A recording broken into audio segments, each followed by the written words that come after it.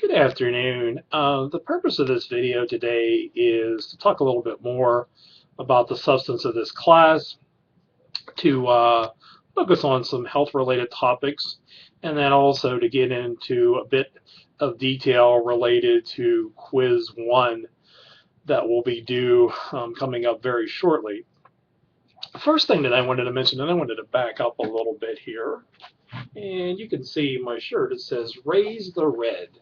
And it's a shirt that I received when I gave blood last year with the Red Cross, and I wear it for bicycling and walking and all sorts of different things. But at this point, I've given between a gallon and 2 gallons of blood over the course of my lifetime. My sister is an RN, and she encouraged me. She said, you should give blood regularly. She said it actually reduces your risk of heart attack because it reduces the excess iron in your body and it regenerates, new blood. And so I thought, well, that's a good idea. And it actually gives me a lift when I give it. So I just mentioned that to you. I know some of you are going to be in the medical profession, and as much as possible, encourage your patients if they can to give blood. Another one that I strongly believe in is to become an organ donor. And I actually became one when I lived in the state of California. When I went to renew my driver's license, they asked me if I wanted to be, and I said, sure, that's a really good thing. And of course, I've continued that in the state of Pennsylvania. I used to ride a motorcycle for some years, and of course, I ride a bicycle now regularly. And I find it, a good thing to have to be an organ donor because, I'm in good health. And if I was ever in an automobile accident or, killed in some other way, there's so many different parts of the body that can be used. The cornea of your eyes, many of your organs. I know that they can use your liver, your kidneys. There's lots that they can do. So I think that that's advantageous. And some people say, well, that desecrates the body and so on. But the reality is it's a really good thing to do. Some years back, I'm talking pretty early when I was at WCCC in the 90s, I had a student named Fred Cicchini in class. I just wanted to share this story with you. He wrote his narrative essay for college writing on, as a paramedic that he was on call, and he was called to his family's residence, and his father died of a heart attack. And so Fred was a paramedic that was with his father and took him to the hospital, and his father passed away, and he wrote about that incident. And then not really long after that, when Fred was in the class, he had wrote the rough draft of this paper. Right around that time, it was January, so it was sort of at the start of the semester. His mother, I think her name was Melinda, and Kimberly Cicchini were driving, I think, on Old Route 66, and they hit black ice. And so the mother was not killed, but the daughter was.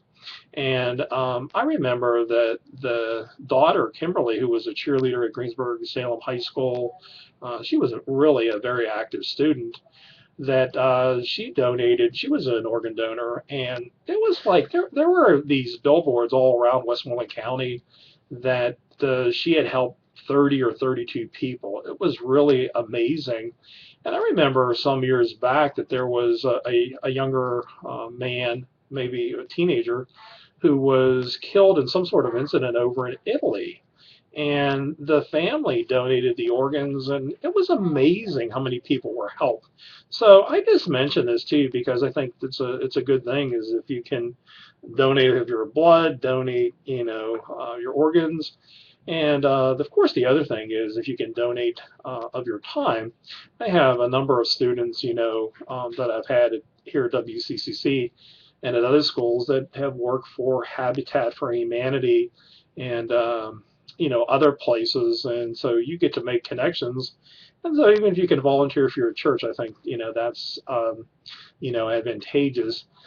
As a student myself, I went back to school from 2007 to 2010. I went to Chatham University in Pittsburgh, and got a different degree in professional writing. And one of my assignments was to write about a health-related topic. And the topic that I chose to focus on was wearing bicycle and motorcycle helmets. And it was interesting how much information and data I was able to find.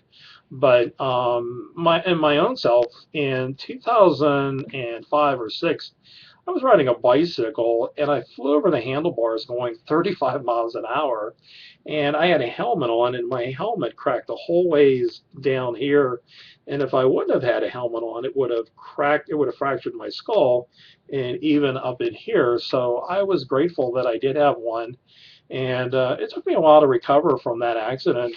I went to San Diego State University when I lived out in California, and I remember one of the professors out there was rollerblading around a lake, and he was going rather quickly, and he was not wearing a helmet, and he tripped and fell, and he fractured his skull on the, I guess, on the top or the side of the head, and he had blood in the brain, and he died. And so it was really pretty serious.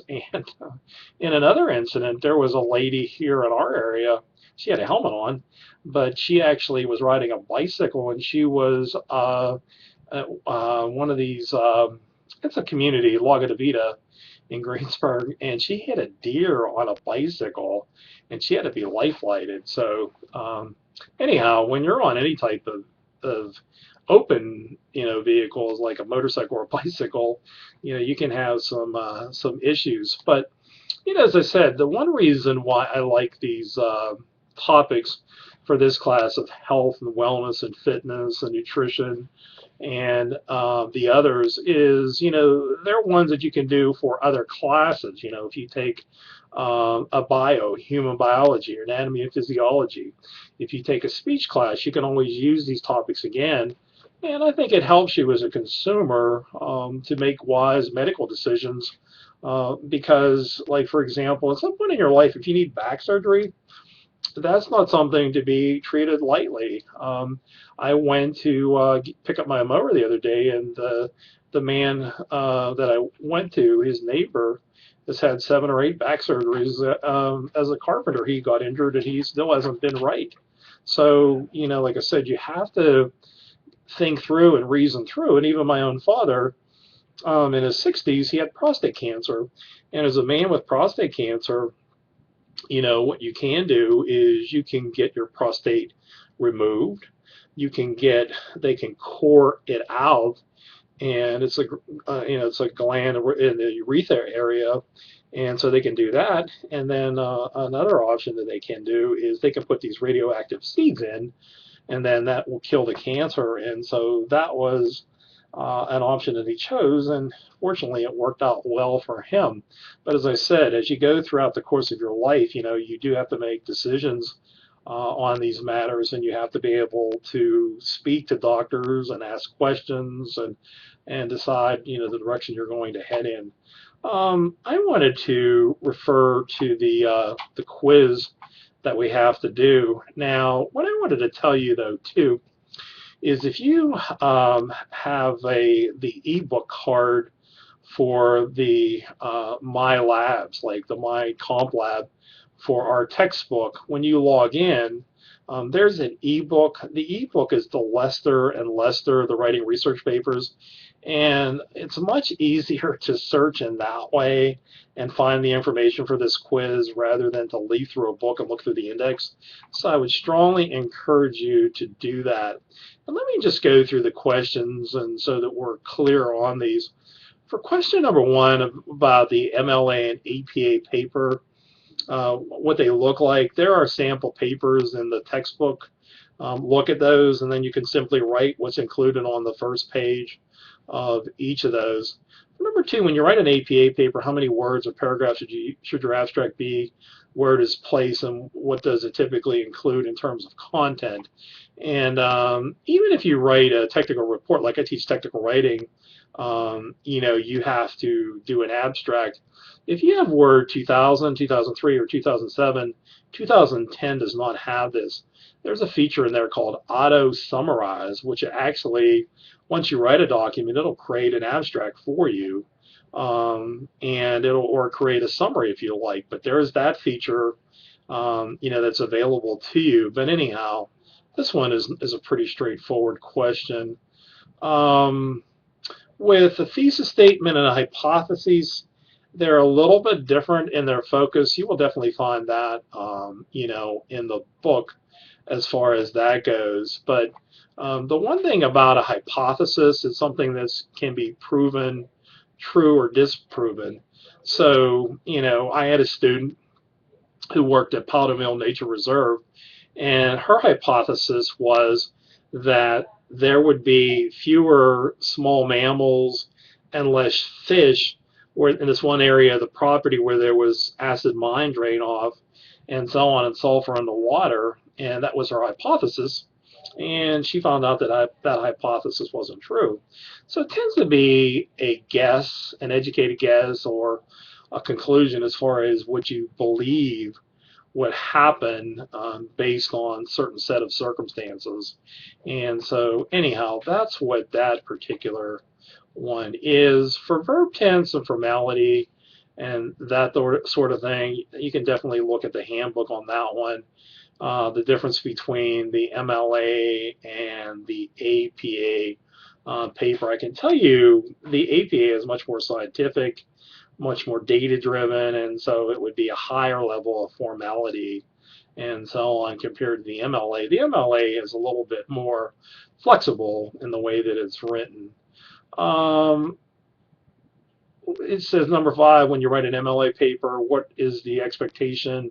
Should be, I have to change it. What are the expectations on the use of data, visuals, and so on compared to an APA paper? With an MLA paper, it's the Modern Language Association. With an APA, it's American Psychological Association. And so those types of papers are used more in the sciences, technologies, and those sorts of things. So for number 6 is when you have to use headings and subheadings in the APA paper or in the MLA paper, are they required? And when you notice with an APA paper, they often have sections to them, and you will see that with the sample paper. With the MLA paper, you will notice that they don't always use headings. So, there's that one. The in-text citations, with the MLA compared to the APA are different. The APA requires more detail to the in-text citations. And so for number 7, what I'm asking you to do there is to do an in-text citation with that information in the MLA and the APA. So, you would have like Thomas, and then with the MLA, you could just put the page number. With the APA, it needs more information. For the last page, for MLA and APA, what's that last page called? And again, look at the sample paper. For the second part of 8, I'm asking you, when you cite the author, how do you put them into the format of the MLA and the APA paper on works cited or references? For number 9, it's just capitalization there. Number 10, how to use capitalize, italics, bold, or whatever for titles. Number 11 is pretty much straightforward. Number 12 is you're using a work, or you're using more than one work by the same author. Number 13, 14, 15, 16, 17, 18, and 19 are all from the the book that we use for the class. Number 20, I want you to quote, put the person at the beginning, middle, and the end. And I sent a document. Today is Wednesday, June 5th, and I sent a document to you last evening on June 4th, 2013, about introducing and using quotes. So you won't have a hard time with that one. Paraphrase means that you're rephrasing or restating in as much detail or more detail than the original. And if you ever watch a show called The First 48, they will use paraphrasing. Somebody will say something, then they'll restate it, and so that they'll make sure that they have a correct understanding on what the person had said. So That's it. I'm at 15 minutes, and that's about all the time that I have for these videos. And so thought I would give you some information, and I thought it would be helpful. Thank you.